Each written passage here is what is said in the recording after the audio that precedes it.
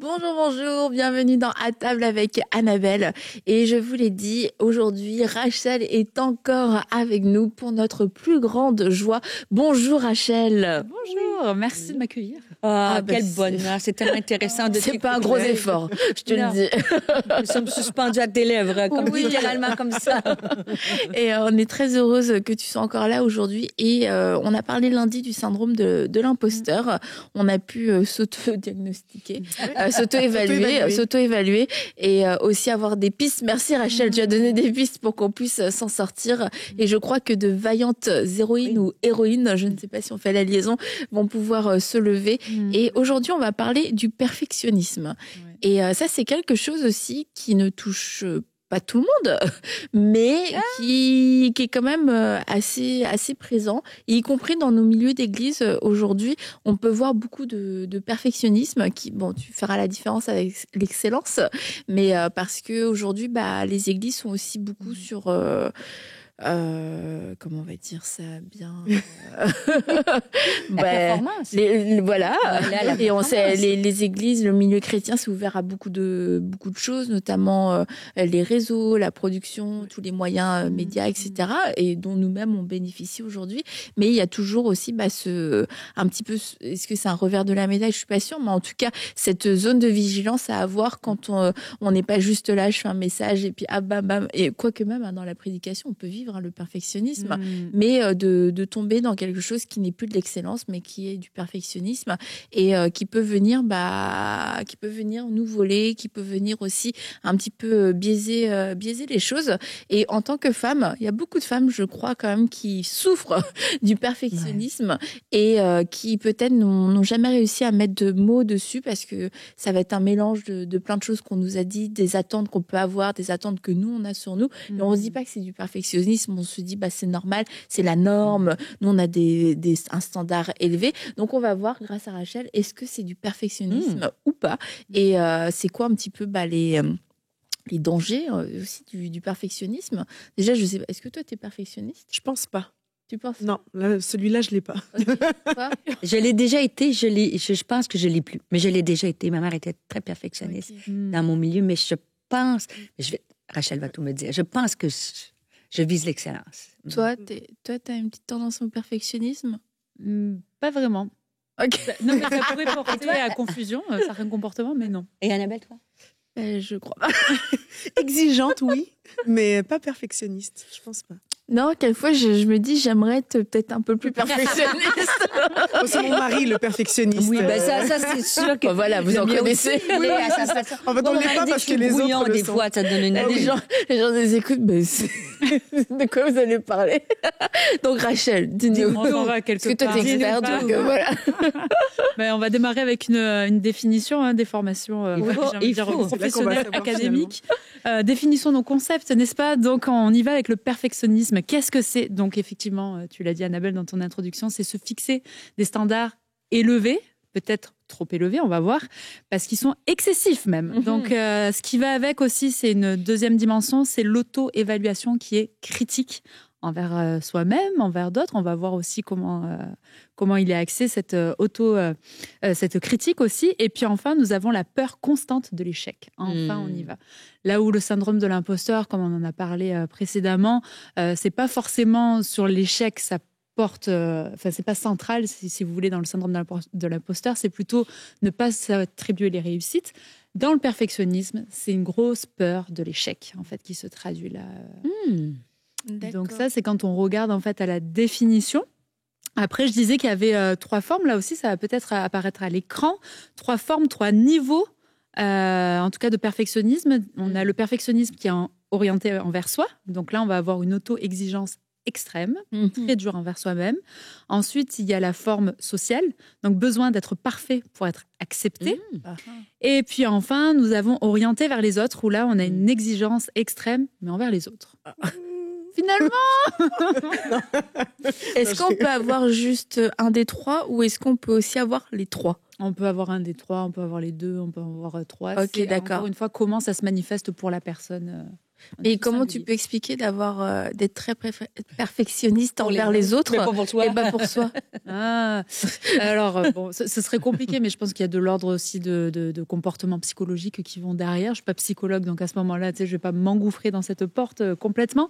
Mais néanmoins, je suis consultante pour un test de personnalité et puis on peut voir qu'il y a des traits chez les manipulateurs qui, eux, ne se voient pas faire, ne se voient pas aller, mais par contre qui imposent une façon de faire à d'autres et donc vont être très exigeants. Et ça va apparaître pour du perfectionnisme sur certains abords, certains aspects, pardon. Ok, d'accord. Et comment alors ça va se traduire le perfectionnisme dans une vie au quotidien en fait? Alors comment ça se manifeste? Ça aussi, ça va apparaître à l'écran. C'est qu'on va avoir une autocritique excessive, je l'ai dit, donc vraiment des comportements très très très durs envers soi-même. C'est des mots qu'on n'oserait même pas donner à sa meilleure amie, son conjoint, sa conjointe, ses enfants, peu importe. Donc c'est vraiment envers soi beaucoup. La peur de l'échec aussi, la procrastination, ça nous rappelle peut-être un comportement qui pourrait ressembler aussi au syndrome de l'imposteur.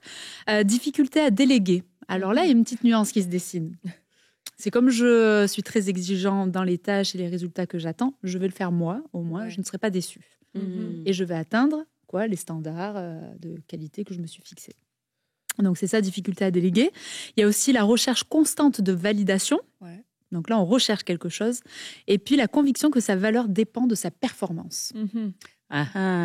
Finalement, tu es perfectionniste? Non. Moi, non, mais j'analyse les autres bizarrement. De moins, mais oui. Ok. C'était quoi, toi? Surtout la valeur qui dépend de la performance. Et j'ai déjà apporté...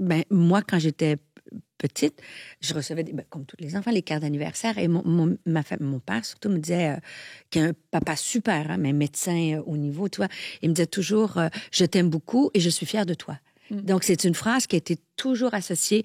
Moi, l'amour, c'est la fierté. Donc, si je performe, je suis aimée. Donc, allez, bac, maîtrise, doctorat, médaille du gouverneur général, post-doctorat. Donc, inconsciemment, c'était vraiment plus je performe, plus je réussis, plus je suis aimée. Donc, ça a été vraiment une clé où, le jour où j'ai laissé mon travail de scientifique et osé dire à mon père, finalement, je m'en vais comme pasteur.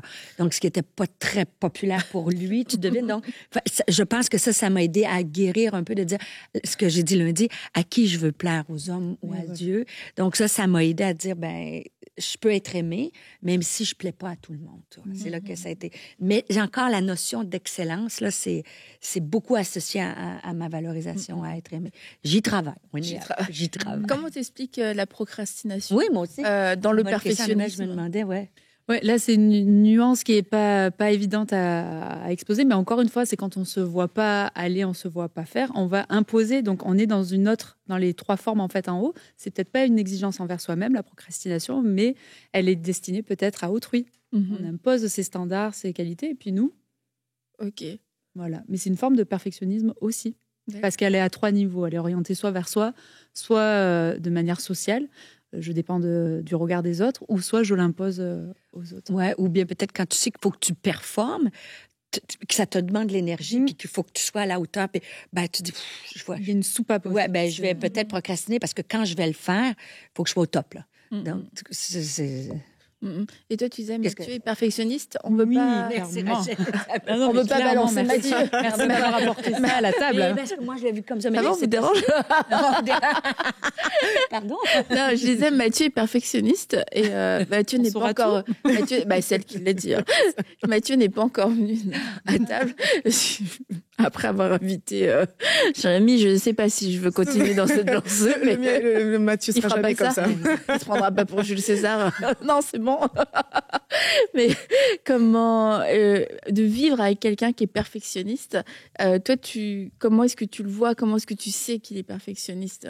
Je le sais parce que justement, il est très exigeant envers lui-même et du coup envers les autres. Puis je pense que bon, je t'aime, chérie, hein, mais je pense qu'il y a toujours le mot extrême dans la définition que tu as donnée. Je pense que c'est là que je sens la différence, c'est que il y a un besoin que ce soit toujours parfait. Okay, Donc, si, admettons, je vais faire quelque chose, pour moi, par exemple, je vais me surpasser en ayant peut-être accompli une tâche ou sorti, admettons, un cours, une vidéo YouTube, peu importe. Ça va sortir de ma zone de confort parce que naturellement, je suis pas forcément très organisée, je suis pas forcément à l'aise derrière la caméra. Ça va me prendre beaucoup, beaucoup de travail, d'efforts. Ça va me demander énormément. Mais lui, s'il y a, par exemple, une petite chose qui a mal été faite ou une chose qui, justement, fait que c'est pas parfait, il va se focaliser là-dessus, premièrement, avant de dire « mais bravo, parce que tu as bien... » Parce que finalement, tu l'as fait quand même. Et c'est en ça que je vois qu'il est perfectionniste. Et je pense qu'il a le perfectionnisme premier et troisième niveau. Parce que c'est comme ça. Si les gens ne le font pas parfaitement, il va vouloir le faire lui-même. Il va dire « finalement, je me débrouille mieux tout seul. » Et malheureusement... C'est vrai, étant donné qu'il est très exigeant envers lui-même, puis je pense qu'il est aussi un HPI un peu, je pense qu'effectivement, dès qu'il touche à quelque chose, il le fait extrêmement bien. Et donc, du coup, toi, quand tu es à côté, tu te dis, c'est vrai, en fait, je suis pas aussi bonne, je suis désolée. Pardon, excuse-moi. Moi, j'étais à mon max. Non, mais du coup, je comprends ce niveau d'exigence, mais c'est le mot extrême où des fois, c'est comme, c'est pas parce que c'est pas fait comme toi tu veux que c'est pas bien fait ou que ça va pas porter du fruit. Là, on voit les traits de personnalité clairement se dessiner. C'est pour ça que je dis, il y a certains comportements qui pourraient me faire passer comme étant moi personnellement perfectionniste, parce que dans ma personnalité, je suis portée sur les détails. Je vois ce qui ne fonctionne pas. C'est comme ça. Il y a un truc qui ne va pas, je vais mettre le doigt dessus. Ce qui pourrait agacer mon mari, qui lui est à l'opposé. Lui, les détails, ça ne le concerne pas. donc c'est sûr que ça pourrait être agaçant à la longue. Mais en vrai, je suis capable de composer, de faire moins bien que ce que je me suis fixé comme standard. Parce que, par exemple, c'est moi qui m'occupe de tous les visuels dans mon entreprise, que ce soit sur les réseaux sociaux, les formations. C'est tout moi. J'aime ça. C'est dans mes forces. C'est pour ça que c'est moi qui le porte aussi, c'est dans mes forces. Donc là, pour ceux qui connaissent un peu les tests de personnalité, j'ai un bleu très élevé avec une motivation esthétique très élevée. Donc j'aime ça que ce soit beau, que ce soit bien, que ce soit bien. Voilà, c'est facile pour moi. Donc je fais ça, je le fais vite. C'est vrai qu'avant, je mettais 2 heures pour le faire. Un truc qui pourrait prendre 30 minutes, c'est vrai. À force de me le faire dire, je conçois que c'est vrai que là, je pinaille sur des petits détails. Donc j'ai redescendu mes standards et je le vis très, très bien. Mais c'est vrai que sur le coup, c'est mon mari qui m'a fait les remarques parce que je faisais aussi les visuels pour l'église, pour cette prédication, n'est-ce pas? Et ça l'agaçait que je prenne 1 heure à juste mettre en forme sa trame. Voilà. Et elle me dit quand même, tu pourrais le faire, ça va, t'es pas obligé de faire autant. Comment ça, je suis pas obligée de faire autant? mais j'aime que ce soit bien fait quand même. Et puis à force de me le dire, puis à force de voir effectivement, tu sais, balance, effort, bénéfice, je peux faire un peu moins bien et personne va le voir. On va voir la différence. C'est juste moi là, qui me suis mis ces standards. Et finalement, en bout de ligne, je le vis très bien. Ça me fait gagner du temps et pour mon entreprise, et pour le ministère, et pour tout, partout. Donc, c'est là que je ne me reconnais pas forcément dans le perfectionnisme, mais c'est un trait de personnalité qui est vraiment inhérent à la personnalité bleue, qui est portée sur les détails, qui aime que ce soit bien fait, que ça respecte des normes, des règles. Puis, il y a le côté rouge aussi, qui est aussi porté sur la tâche. C'est à ma façon, sinon rien d'autre. Voilà. Donc, c'est des traits de personnalité qui renforcent des comportements. Est-ce que ça peut être de l'ordre de notre environnement? Parce que moi, les détails, pas tant mon truc, pas la tâche non plus. Mais j'avais une mère très, qui nous a mis un peu de pression, quoi. Et oui, donc, il est acquis, encore une fois, j'ai envie de dire, c'est socio-construit, tous ces comportements que nous avons finalement communicationnels. Que ce soit ce qu'on dit, ce qu'on fait, nos comportements, tout ça traduit une forme d'éducation dans laquelle on a baigné. Et tu l'as très bien expliqué aussi dans le syndrome de l'imposteur, il y avait un lien. Là aussi, dans le perfectionnisme, dans l'éducation, il y a un lien. Quand, même dans les milieux de travail, quand on valorise la performance, quand on valorise la compétition, il y a des corps de métier, tout est basé sur la compétition. Ceux qui sont représentants, qui sont commerciaux, etc., il faut qu'ils atteignent leurs objectifs. Donc, ils sont un petit peu en compétition les uns avec les autres. Puis, c'est ça qui est valorisé, attendu. Ah, vous avez vu un tel, et maintenant, il est numéro 1 du tableau. Faites comme lui le prochain mois, etc., etc. Donc, on valorise tout ça, la performance. Et donc, on va renforcer aussi des traits, même si on ne l'est pas profondément. Il y a des choses qui vont le devenir par acquis. Est-ce que c'est forcément quelque chose de négatif, le perfectionnisme? Parce que la manière dont tu décrivais tes traits de caractère, ou comment on appelle ça finalement? Parce que tu es quand même dans le détail, donc dans le perfectionnisme, mais en même temps, c'est pas dans l'extrême non plus. Donc, comment on différencie justement ton type de personnalité? Vraiment, c'est dans le terme de excessif. Est-ce que tu l'es à quel point, en fait? Comment ça se manifeste pour toi? Et en entretien d'embauche, on va souvent poser la question, nommez-moi 3 qualités, 3 défauts. Il y en a qui sont malins, qui vont nommer des qualités, défauts, qualités. Des beaux défauts, c'est ça qu'on nous apprend. C'est ça. Mais c'est pareil, en fait, dans les tests de personnalité, quand j'annonce les forces, moi, après, ce que j'aime à nommer, c'est les points de vigilance. Donc, c'est attention, petite sonnette d'alarme, ça dépend. Le perfectionnisme, c'est bien parce que tu as une rigueur professionnelle, que tu t'imposes un leitmotiv, que tu respectes les normes. C'est beau, c'est vertueux, tu sais, puis c'est respectable. Et puis dans plein de métiers, il faut le faire. Et c'est beau parce que ça pousse à élever un petit peu le niveau, hein, parfois. Donc c'est bien. Mais ça dépend jusqu'à quel point. Est-ce que là, ça t'isole? Est-ce que là, ça te rend excessif? Est-ce que ça te rend exécrable? Est-ce qu'on a envie de collaborer avec toi? Est-ce qu'on n'a plus envie de te demander rien du tout? Est-ce que tu délègues? Tu délègues jamais. Mais alors, si tu délègues pas, tu ne pousse pas la personne à se développer aussi professionnellement parlant, se dépasser elle aussi, puis apprendre elle aussi. Donc, il y a tout cet ordre-là. Puis même, ça se voit dans l'éducation, j'ai envie de dire. Hein. Je m'en allais, oui. Ouais. Mais aussi comme mère, on peut être perfectionniste avec nos enfants. Mettre de la pression, on va le faire à leur place, c'est pas fait assez rapidement. Voilà. Avec nos enfants et avec nos maris aussi. C'est vrai. Des fois, on peut être comme ça aussi. Au lieu d'encourager, on est là à vouloir prendre le relais parce que c'est... Et si on est une personne perfectionniste, tu comprends que pour cette personne-là, c'est vital en fait. C'est pas un détail. On n'est pas de l'ordre du détail. On est tout est important et cette chose qui n'est pas là à ce moment-là, ce trait, cette couleur, bref, c'est comment est-ce que on peut réussir à relativiser? Est-ce que c'est juste relativiser ou qu'est-ce qu'on a besoin de faire pour prendre un pas de recul et se dire mais là je suis excessif parce que t'en as pas conscience. Personne ne veut être excessif et beaucoup de gens perfectionnistes vont dire non, ça c'est de l'excellence, vont dire non mais ça va faire toute la différence ou vont dire ou ça peut même être plus agressif mais toi tu te contentes de ça, etc.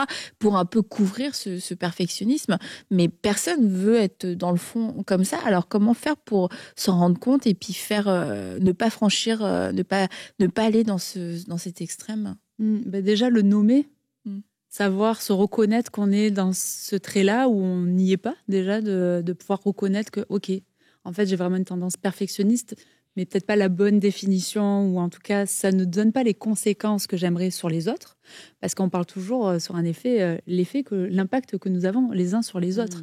Si tu veux, le travail, tout le monde est d'accord pour dire « Waouh, c'est super bien fait, c'est parfait, c'est génial ». Par contre, j'ai détesté collaborer sur ce projet-là avec cette personne-là. Ça a été un calvaire. Donc, c'est aussi de se rendre compte les effets que j'ai sur les autres, finalement. Quel genre de dirigeante je suis, quel genre de manager je suis, ou juste coéquipier, en fait, finalement. Hein. Est-ce qu'on a envie de faire du ministère avec moi? Est-ce qu'on a envie de travailler avec moi? Finalement, je me retrouvais isolée. Bon, il y a des personnalités, ça leur va très bien, ils aiment ça, travailler seuls.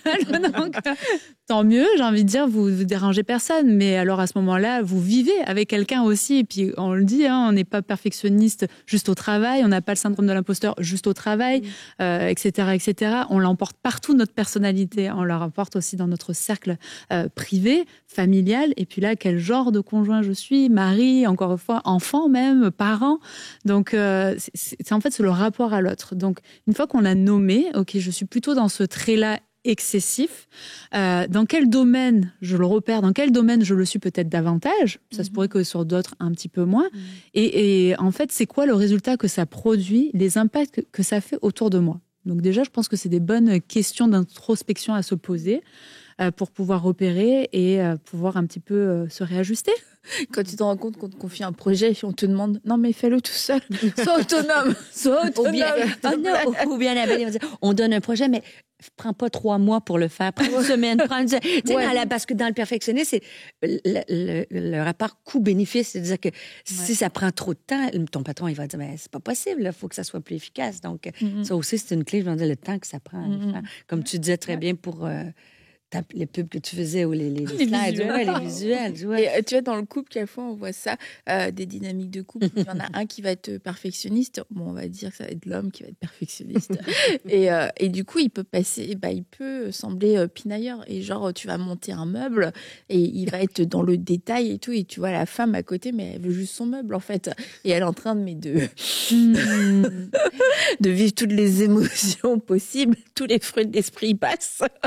Et tu vois, t'as l'impression, quand toi tu l'es pas, qu'il y a une perte de temps. Que de dire, mais dans le perfectionnisme, est-ce qu'il n'y a pas une notion de productivité peut-être qui rentre, notion de bon sens ou quelque chose comme ça, et que tu sais, la personne elle a comme l'air quelquefois dans son monde en fait, genre elle t'a oublié, elle oublie tout le bon sens, et puis il y a toute une maison à monter, et puis tu te dis, mais attends, mais si on fait ça avec tous les meubles, on est mal barré.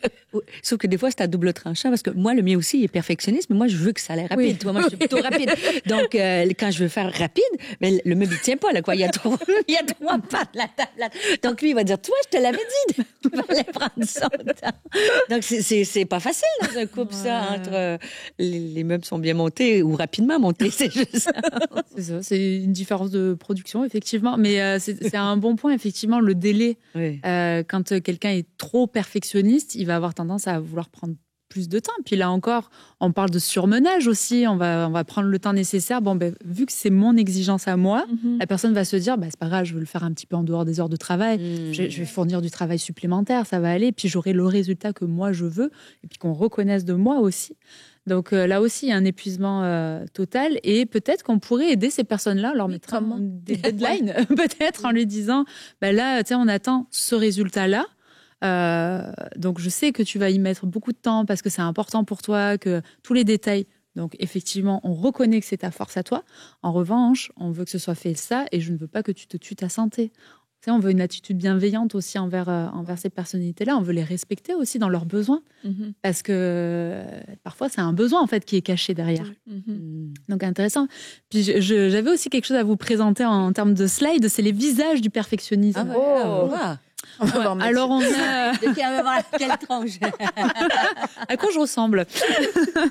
Donc nous avons plusieurs visages sur le perfectionnisme. Nous avons l'acharné. Donc l'acharnée, elle se dit, je dois toujours en faire plus, sinon je ne vaux rien. Donc elle la valeur. Oui, c'est pas forcément là du coup un désir que ce soit bien fait. C'est plus là dans la quantité. Là c'est la valeur qu'elle a dans sa performance. Okay. Mais c'est aussi relié plus à la quantité. Ouais, je dois en faire plus, je dois produire plus, je dois montrer que je sais faire, je suis performante, etc. Donc, je trouve ma valeur dans le perfectionnisme. Donc si on te demande un texte de 10 pages puis t'en fais 300, c'est... alors là, c'est là que... il pense qu'il a réussi. Ouais. Parfois, c'est des critères qui sont rédhibitoires, d'ailleurs, de dépasser le nombre de... Mais toi, tu as l'impression que c'est bien fait. Exactement. Donc, l'insatisfait chronique. Tu vois, j'en plus... je garde la neutralité du masculin. Donc, l'insatisfait chronique... Pour une fois, le masculin l'emporte. Ça. Je suis bien content. Donc là, cette personne-là, elle se dit, ce n'est jamais assez bien. Donc là, évidemment, une personne, je traduis, elle doit enregistrer une émission sur YouTube, etc. Donc elle se retrouve derrière un micro, au moindre mot qui fourche, au moindre truc, et on recommence. Oui, mais ça, c'est bizarrement. Peut-être qu'il y a des choses qui déteignent. Mais tu sais, des fois, ça suffirait de reprendre le mot, de dire excusez-moi, et puis ça passe très très bien en fait pour la plupart des gens, sauf ceux qui sont portés sur les détails forcément, mais on ne pourra pas plaire à tout le monde non plus. Et puis on compte sur la bienveillance humaine, n'est-ce pas? Nous sommes humains, parce que je pense que ça aussi c'est une notion qu'on va rappeler dans le perfectionnisme. Ensuite, nous avons l'auto-saboteur.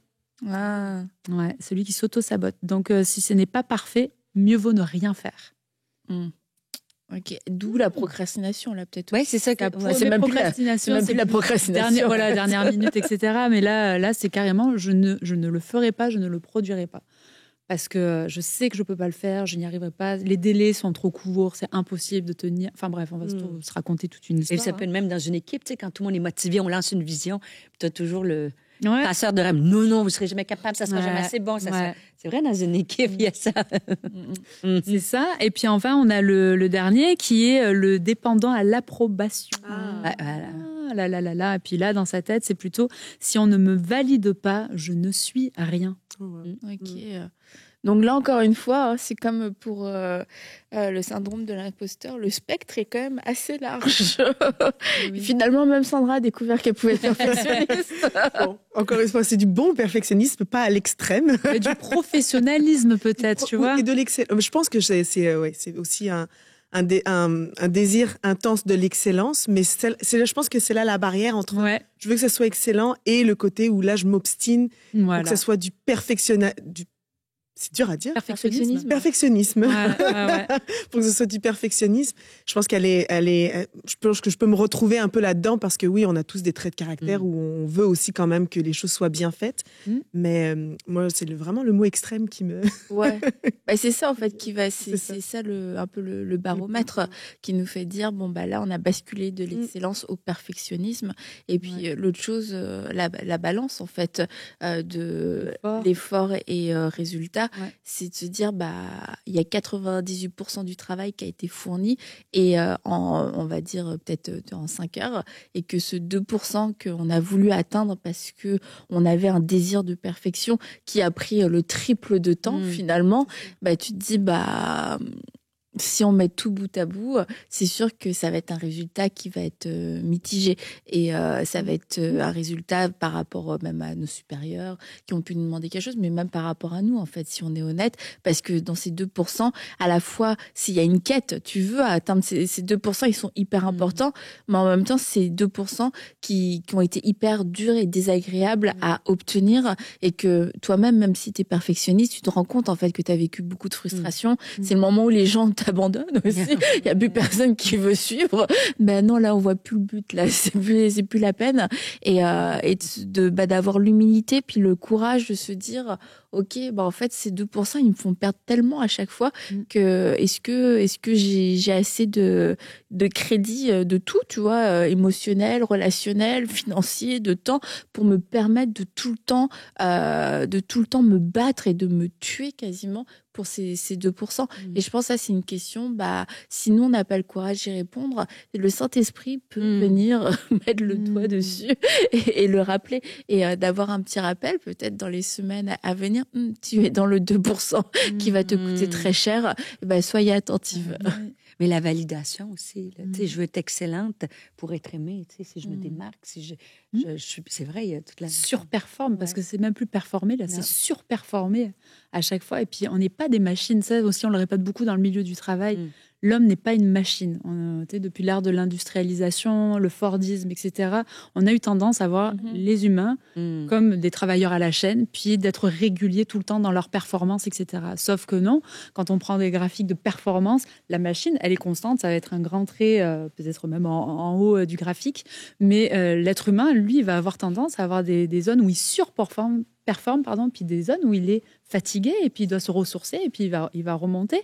Mais finalement, sur la constante, on fait des belles choses, nous aussi, les êtres humains. Nous aussi, finalement. Il y a de très beaux résultats. Donc ça aussi, il faut arrêter de chercher la surperformance, c'est fatigant.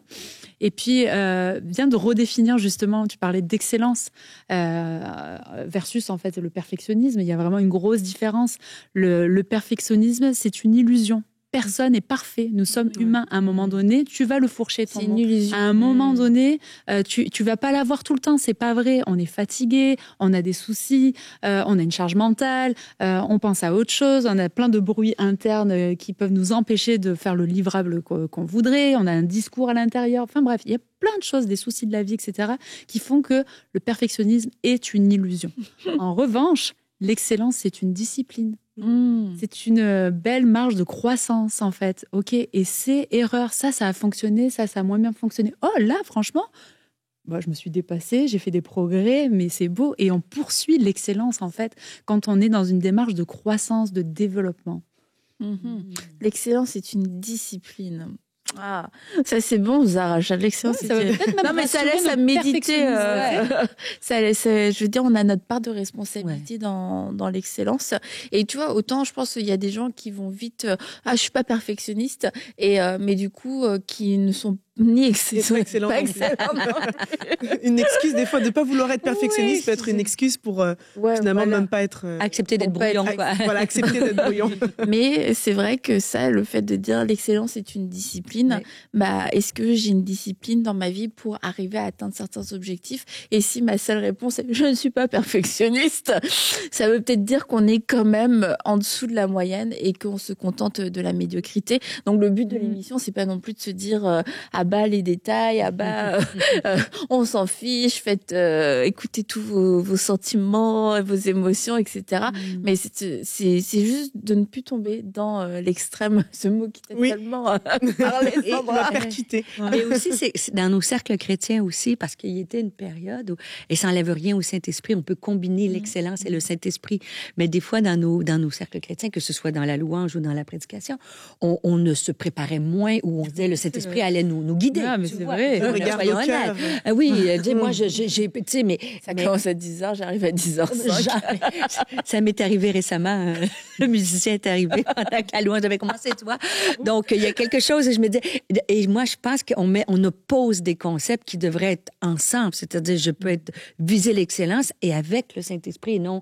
Et dans les deux cas, il y en a qui sont trop dans l'excellence et pas assez dans le Saint-Esprit. Et trop, des fois, ils diraient kumbaya, le Saint-Esprit va tout faire et c'est moche sur toute la ligne, tu vois. Donc, il faut... C'est un alliage, moi. Qu'est-ce que tu en penses, Rachel? Oui.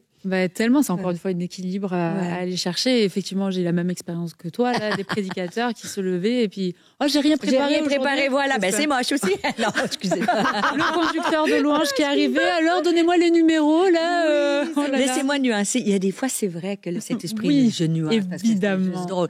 Mais c'est vrai que c'est drôle que plus on est préparé, des fois, plus le Saint-Esprit peut agir. Et on peut vivre aussi le perfectionnisme, un perfectionnisme spirituel, parce que on se dit Dieu est très exigeant, Dieu est parfait, donc bon, je comprends, toi t'es un peu perfectionniste et tout, mais bon, t'es juste humaine, c'est un défaut que t'as, mais se dire, et de bon cœur, avec un bon cœur, Dieu est parfait, donc il attend la perfection, et la Bible nous encourage à devenir parfait aussi, et du coup ça peut mettre une forme de fardeau, et dans le sens où on se dit c'est ce que Dieu attend de nous, et si je ne suis pas parfaite, Dieu sera constamment déçu de moi, Dieu ne sera pas satisfait, Dieu n'aimera pas qui je suis ni la relation qu'on a, et le vivre ce perfectionnisme spirituel, ça va être les mêmes, tout ce que tu as dit en fait, ça va se manifester de cette façon-là, et je pense notamment à la procrastination. Il y a des gens qui ne vivent rien spirituellement parce qu'ils se disent c'est jamais assez. Et ça va être comme, je veux jeûner. Non, je peux pas jeûner juste un repas, c'est nul. Et du coup, il faut que je fasse un 40 jours. Mais ton 40 jours, il arrive jamais, en fait. Parce que c'est plus difficile de préparer un 40 jours de jeûne que de jeûner un repas. Et il faut que je lise ma Bible. Il faut que je la lise tout en entier, en 3 mois, tu vois, ou en 1 mois. Et tu te fixes des objectifs. On va couper, parce que j'ai perfectionné. On est humain. Ok, c'est bon. On n'est pas une machine, on est humain. Tu te fixes des objectifs inatteignables. Et ça va te paralyser, ou alors ça va te faire des choses. Je parlais du jeûne de 40 jours. Il y a des gens qui vont faire un jeûne de 40 jours à cause du perfectionnisme spirituel, et ça va engendrer ça va pas fonctionner, et ça va engendrer des problèmes de santé, ou des choses, même des délires, des machins, etc. Et tu te dis mais comment ça se fait? Parce que ça a été suscité par un perfectionnisme de se dire Dieu attend ça de moi, et c'est ce que je dois faire, c'est ce que je dois être, et du coup on fait des choses qui sont je le dis pas bien, mais vous comprenez bien ce que je veux dire, qui sont trop élevés pour là où on en est, en fait. Et par exemple, faire un jeûne de 40 jours, franchement, on se lève pas un matin, et puis je fais un jeûne de 40 jours parce qu'il y a quand même des conséquences, parce que je dois me préparer, et que si j'ai pas reçu une parole du Seigneur, c'est dangereux, en fait, de faire un jeûne de 40 jours, comme de dire, ok, je pars faire une retraite de 3 mois, et puis tu quittes femme et enfants, c'est comme Dieu t'a pas parlé, oui, mais c'est parce que, Dieu veut qu'on puisse s'attacher premièrement à lui, etc. Celui qui quitte son père, sa mère, ses frères et ses sœurs. C'est un extrémisme religieux, en fait. et de veiller à ça parce qu'il peut y avoir, à cause à la fois de l'éducation qu'on a reçue, qu'on va le retransposer dans notre vie chrétienne. Et si c'est extrême, et que ça nous fait avoir des comportements extrêmes qui commencent à questionner les autres et à mettre mal à l'aise les autres et à créer des situations complexes autour de nous, d'avoir l'humilité de se dire ok, est-ce que j'ai pas est-ce que je suis pas en train de déraper en fait. Et Rachel, il nous reste quelques minutes. Qu'est-ce que t'as déjà donné des pistes, mais est-ce que tu as encore d'autres pistes pour nous pour sortir, soit on est perfectionniste ou on connaît des perfectionnistes sans citer de nom. On en a déjà cité trop. Là, le perfectionnisme aussi, c'est pas évident parce que la personne parfois ne se voit pas faire, ne se voit pas aller, mais vraiment de faire le bilan, quelles sont les conséquences autour de moi. Donc ça, c'était une des pistes que j'ai annoncées depuis le départ. Et puis en fait, à qui je cherche à plaire en fait. Beaucoup dans le perfectionnisme. Alors, c'est pour me satisfaire moi. Ok, j'ai une forme d'exigence envers moi. C'est vrai que, mais si ça commence à déteindre en fait sur les autres, là, il faut se poser des questions, se ressaisir. Et puis, comme tu le disais dans le cadre spirituel aussi, je cherche à plaire à qui en fait? À Dieu, à moi. Ça nourrit quoi en fait? Exact. Ça nourrit quoi? Ça nourrit une forme d'orgueil, une forme d'ego, une forme de satisfaction. Et en fait, elle est insatiable, cette satisfaction, quand tu vas la chercher avec le perfectionnisme. Encore une fois, j'ai dit, le perfectionnisme est une illusion. Or, l'excellence, c'est vraiment aller chercher la croissance. Donc, dans la croissance, on comprend qu'il y a des étapes. On va commencer petit, comme tu le disais, et puis on va commencer à un niveau. On commence quelque part, là où on en est nous. Et Dieu est bienveillant, Dieu est un bon et tendre Père, et il nous prend là où on en est. Il fait sauter des étapes à personne. Là, il demande à personne de partir, comme tu disais, d'un coup dans un couvent. Je quitte femme et enfant, et puis voilà, c'est mon ministère, c'est maintenant. Non, il y a un équilibre en toute chose. Et puis, tu comptes sur qui quand tu fais ton œuvre? Tu comptes sur toi, sur ce que tu sais faire, sur tes compétences, sur ce que tu as appris. Ça, avec ce que j'ai, ce que je suis, je peux faire ce résultat-là et je vais le faire bien. Parfait. Où est Dieu dans l'affaire? Où est sa grâce? Où est le Saint-Esprit quand tu fais les choses? Avec quoi tu le fais? Avec tes propres forces, que personne ne se glorifie en quoi que ce soit. Je n'ai pas à me glorifier, que je ne dise pas que c'est ma main qui m'a acquise de ces choses-là. Là, on va revenir à des choses très profondes, en fait. Donc, ma confiance, elle est en qui? Elle est en Dieu. Si je peux faire telle et telle chose, c'est sa grâce qui me suffit. Et la perfection, encore une fois, je le répète, c'est une illusion. C'est un truc qu'on ne pourra pas atteindre sur la longue. C'est pas possible. Mais aussi les conséquences. Des fois, je trouve que le perfectionnisme, quand on s'évalue, et on a tout à s'évaluer, c'est de dire, c'est comme un beau défaut, tu comprends? C'est difficile, par exemple, dans un couple, de dire, t'es perfectionniste, je vais dire, ben non, moi, j'offre le meilleur.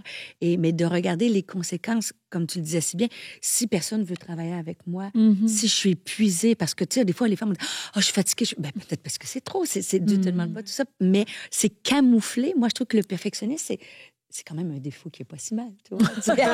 Non, mais tu sais, t'as des défauts colériques, impatients. À la limite, oui, si les gens ils veulent plus travailler avec toi, si tu t'épuises, un défaut, on s'entend, un trait de personnalité qui a des conséquences, qui peut avoir des conséquences négatives pour toi-même ou pour les autres. Donc, peut-être de pas embellir ça, de dire, moi, je suis perfectionniste, mais de dire, est-ce que ça laisse des traces dans la vie des autres? Est-ce que ça crée des conflits? Est-ce que j'écrase les gens, même dans mes enfants? Est-ce que j'écrase les gens au lieu de les relever avec mon perfectionnisme? C'est peut-être une bonne question à évaluer. Parce que si je suis épuisée comme femme, on est souvent épuisée. Est-ce que Dieu me demande tout ça aussi?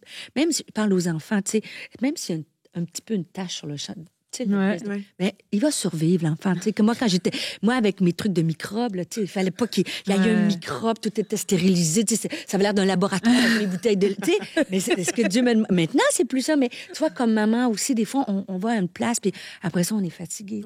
Malheureux, oui. Tu veux tellement être parfaite, tu veux tellement donner l'impression que, justement, tout ce que tu fais, tu le réussis, c'est beau, c'est bien, et que. C'est pas tant valorisé par les autres, ou tu reçois pas forcément le retour, le compliment, tout ce que tu veux, mais ça amène, je pense, une certaine forme de tristesse aussi, puis de se dire, tous les efforts que je fais, tout ça que je donne, il y a personne qui leur voit. Voilà, mais est-ce que ça abîme la relation? Les gens aiment mieux être avec nous que ce que nous faisons, mais nous, des fois, on veut faire au lieu de être. Rachel, tu as le mot de la fin. Oui. Oui, je voudrais vous encourager aussi à changer votre rapport à l'échec. Aussi, Tout à fait. Tout à fait. Donc voilà, l'échec c'est pas fini en soi, c'est pas une tombe. Au contraire, c'est une pierre sur laquelle on va s'appuyer pour progresser. Donc ça, j'aime à le dire dans le perfectionnisme, comme on dit, c'est une grosse dimension de la peur de l'échec. Ouais. Donc changez vraiment votre vision de l'échec. C'est humain, c'est un apprentissage. Tu sais, j'aime bien la citation de Nelson Mandela. Hein. Ouais. C'est soit j'apprends pas, j'échoue. Je l'aime pas moi, mais je la valide. Je n'échoue jamais. Parce que moi, j'aime mieux apprendre sans échouer. Bon. C'est je n'échoue jamais, c'est soit je gagne, soit j'apprends. C'est ça. Donc, un perfectionniste. Et moi, je n'échoue jamais. Il faut se réconcilier avec l'échec. Non, moi, je n'échoue jamais. Je suis pas du tout perfectionniste. L'important, c'est de participer, c'est pas de gagner. C'est ce que j'enseignais à mes enfants, mais c'est bien plus fun de gagner. Il faudrait inviter Rachel. Aurélie Tchatchou va dire l'important, c'est de participer. Elle va dire c'est une parole de perdant. Ouais, oui. Je fais des blagues, mais non, c'est une parole de participant. Mais c'est vrai qu'on devrait faire une émission sur l'échec. Oui, sur l'échec. Oui. Comment bien vivre l'échec, qu'apprendre de l'échec, Stéphanie, comment surmonter l'échec. J'ai pas encore vaincu. Mais j'échoue, on échoue tous. Mais merci Rachel d'avoir été avec nous, de nous avoir encore partagé tes connaissances. Je me sens plus intelligente quand tu parles. Oui. J'ai l'impression qu'il y a une vraie transmission.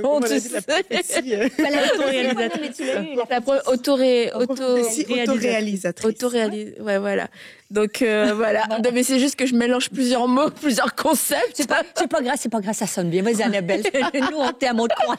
Mais merci Rachel, c'était vraiment super. Et puis on a parlé donc du syndrome de l'imposteur en début de semaine, du perfectionnisme. Et je pense que ça peut être deux fardeaux quelquefois dans la vie de femme qui empêchent d'avancer, qui empêchent de vivre une vie épanouie, puis quelquefois d'être dans des frustrations, de se dire mais Seigneur, pourquoi est-ce que moi je fais pas ci, je fais pas ça. Mais en fait tout est déjà là. C'est nous qui nous limitons et qui nous sabotons nous-mêmes, qui disons non à plusieurs opportunités. Tu disais que finalement, en rétrospective, tu as réalisé que tu avais dit non à beaucoup de choses. Et je crois que quelquefois aussi, ça va être une parade. C'est de dire oui à plein de choses secondaires, moins importantes ou qui nous gardent dans notre zone de confort et qui finalement sont des bons prétextes pour dire je peux pas dire oui à cette opportunité.